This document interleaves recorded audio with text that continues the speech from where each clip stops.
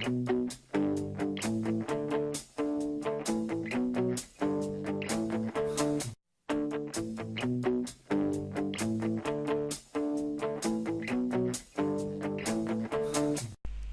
everyone, welcome to the Ichimoku daily analysis for the S&P 500 for Thursday, March the 8th, 2012.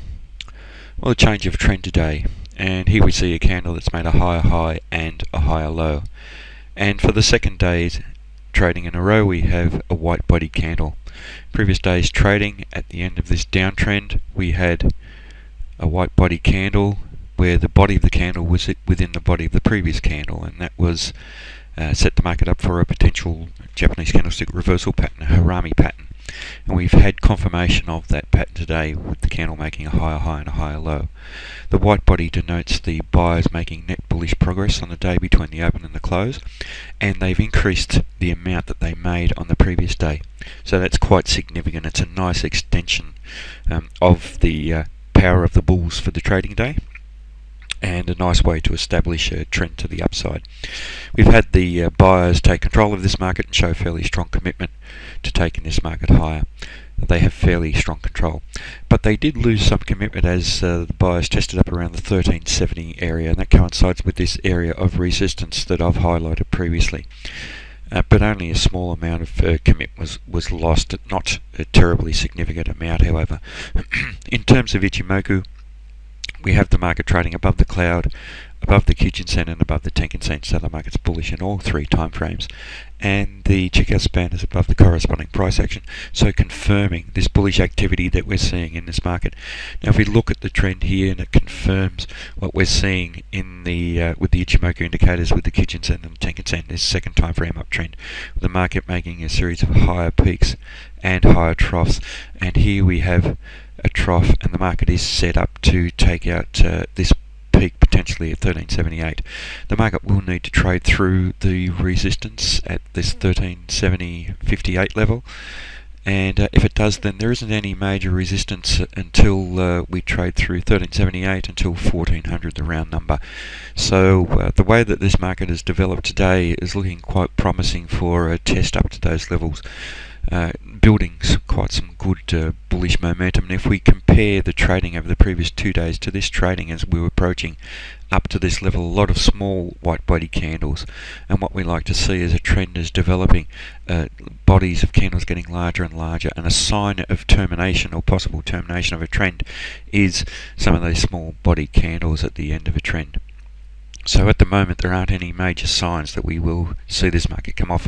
But having said that, however, we could see the market capitulate around this resistance level, so we do need to be careful and watch how the market develops tomorrow. So a bullish market in all three time frames, good upside momentum from the buyers today. Moving to gold, and a similar situation that we've seen with the equities market and the oil futures market. We had a strong sell-off followed by some bullish activity coming into the market and a change of trend. In the case of this candle, we've had an extension of the size of the body over the previous day, so that does suggest that the buyers are attempting to build some good upside momentum. They've taken control of this market by closing up towards the high, and we've seen the buyers make an increased amount of net bullish progress on the day between the open and the close. We did see the buyers lose some commitment, however, and we can see the shadow on the top of the candle, and that coincides with the market testing above the round number 1700 that I suggested previously would hold as an area of resistance, and that's exactly what's happened today. The market also tested to the bottom of this large zone of previous support and previous resistance, and we've seen some selling activity come in. Having said that, however, we do need to remember that the trend is up.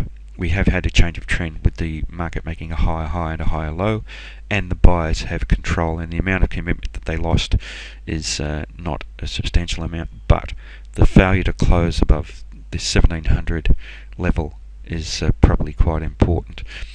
In terms of Ichimoku, the market is bullish in the long-term time frame by trading above the cloud, and we do see the cloud offering itself as support on this occasion. And now if the market trades down to 1675, we have support at the top of the cloud and support down through 1667 to roughly 1645.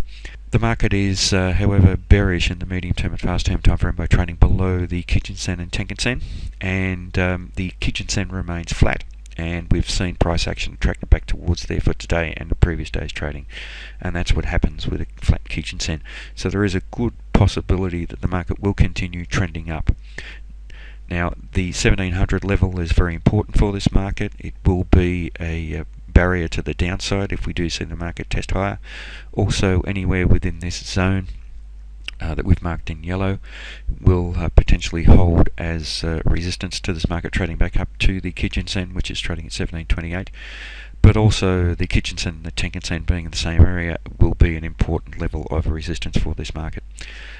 Just looking here at the checkout span, that's below the corresponding price action. That's failing to confirm what we're seeing in big picture terms in terms of the trend and the market trading above the cloud. So for tomorrow's trading, the most crucial level here is probably 1700, this round number resistance, and extending up to the bottom of this level, about 1706.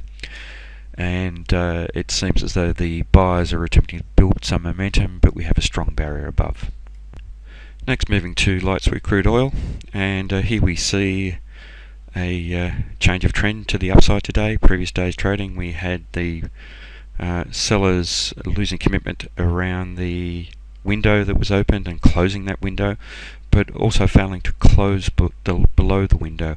So the sellers were strong enough to take up the market down below the boundaries of the window, but the buyers came back in and bid the market up very strongly to take out previous support at 105.31 and close up above there.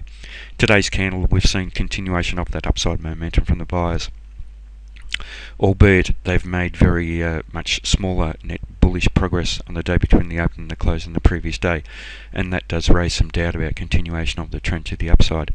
We do have a white body candle, but we can see that it's a spinning top type candle, not quite a perfect spinning top.